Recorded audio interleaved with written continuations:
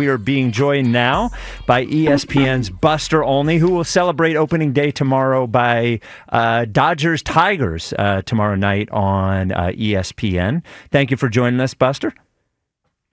Good to talk with you. Yeah, the question going into the year, I think the dominant theme of the season is, can anybody beat the Dodgers? Yeah, what do you think about that whole thing? Because we've seen it historically in baseball, the big market teams spending more than other teams. But this seems like the most, at least as I can remember, the most extreme version of that. I guess just general thoughts on what you think of it and how you think it'll play out over the next few years. So you're right. I mean, you think the Dodgers won the World Series last year, and then in the offseason they signed Blake Snell, two-time Cy Young Award winner. They signed the best available relief pitcher, Tanner Scott. They signed, one of the best other relievers, Kirby Yates. They get Roki Sasaki, who's viewed as the most talented young pitcher in baseball. They signed Teoscar Hernandez to a long-term deal. They signed free agent Michael Conforto. I mean, it really was crazy. Now, it's not that much different than what the Yankees did in the late 90s. Yep. But it certainly has generated a lot of conversation within the sport. I have a friend who happened to be golfing with a major league player at the time that Sasaki picked the Dodgers, and this major league player who's not on the Dodgers, and his reaction to my friend was, "What's the point? The Dodgers are getting all the players." Now, you know and I know that baseball's a little bit different. You don't necessarily have to be the best team in the regular season to win the World Series. We saw that with the Braves when they won in 21. They saw it with the Phillies when they advanced all the way to the World Series against the Astros and had a chance to win then. You don't know. You still have to get through. But this is as big a prohibitive favorite as I've seen since I covered those late 90s Yankees teams. Yeah, I think on some level it's good for baseball to have a super team that everybody's gunning for. I think it happened when you look at the dynastic teams in football and basketball, even in the last 20 years with the Heat and the Warriors, having everybody sort of gun for them is fun. If they win every year, though, then it's not fun, right? Like there has to be some sort of balance, I think, to keep everyone's interest in the game. But I think as a starting point, I think it is kind of neat and a talking point people maybe haven't had in baseball in a long time. So the argument that you just made was the first time I ever heard that was actually from Billy Beane, longtime head of baseball operations of the A's. And you have a lot of A's fans complaining about those Yankees teams, and his response was, "What are you kidding? They're great for baseball. This year, the Dodgers will be the traveling circus that everybody's going to want to see. They will blow away all other teams in terms of road attendance, in terms of attention. And my God, look at the response in Japan to their first two games of the regular season played over there against the Chicago Cubs. 25 million people were watching. I mean, it's a staggering number. So I agree with you that there is something to that.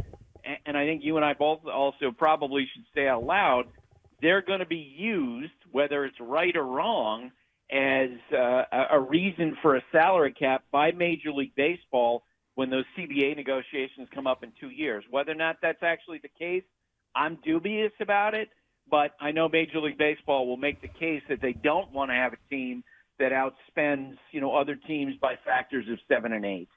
Yeah, I'm in favor of a salary cap. Now that you're not, I mean, just as a fan of the sport, I think it helps the competitive balance around the league. So I'm in favor of it.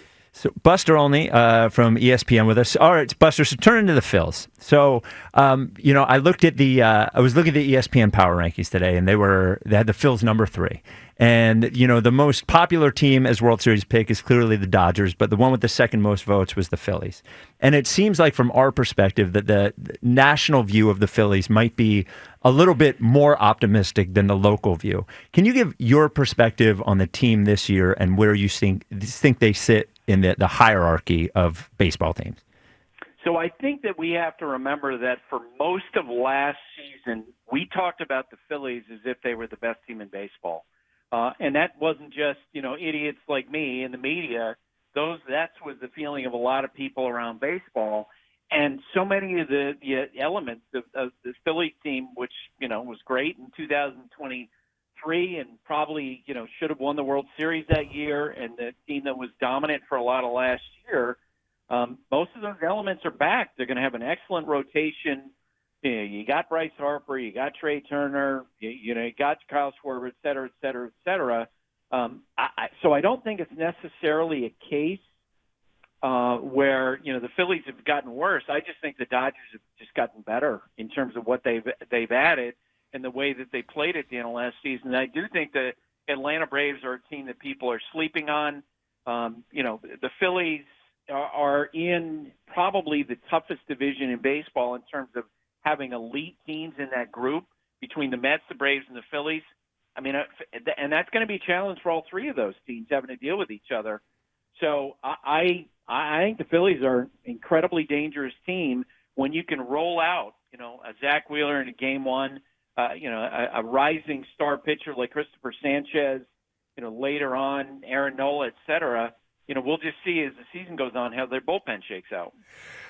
Now, we all realize that the Dodgers are the best team, right? What's that distance between the Dodgers and the rest of the National League and the Phillies? Do you feel like the Phillies are bunched up with everybody else in the National League? There is no clear favorite between those other teams behind the Dodgers. I think they're, the Dodgers, number one in the power rankings, my own personal one, but the National League is absolutely stacked relative to the American League. Yeah. I've never seen a league like the American League is now, where you can make a reasonable path for like 10 different teams to win the league championship. Because if you did a power ranking, the first American League team might not be till like number 5 or number 6. And that's, the Phillies' challenge is extraordinary because of the fact that the Braves potentially should be, could be so good. I saw Spencer Strider pitch last week. He looks like he's coming back. Ronald Acuna Jr. is coming back. They added Jurickson Profar. The Mets add Juan Soto, to what was already a really good lineup. So the Phillies are still a great team in my mind. They just have a tough challenge because they're in the National League. The great Buster Olney on with us from ESPN. Buster, you've obviously covered Dave Dombrowski's entire career. He's been a GM for 35 years, it feels like.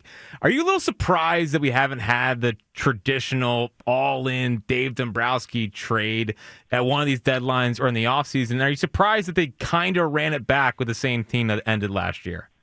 I am. And I remember I wrote a piece in the fall, or I can't remember what form it took, but talked about how when I spoke with executives with other teams, they talked about their expectation that the Phillies were going to make a big strike. And at that time, that conversation was around Garrett Crochet, who was the most coveted pitcher in the trade market, no question. And folks with other teams are reading the Phillies as being a team that, they came close in 2023, they came close in 2024, they came close in 2022, and they thought that they would make a big, bold move that would put them over the top, and it didn't really happen.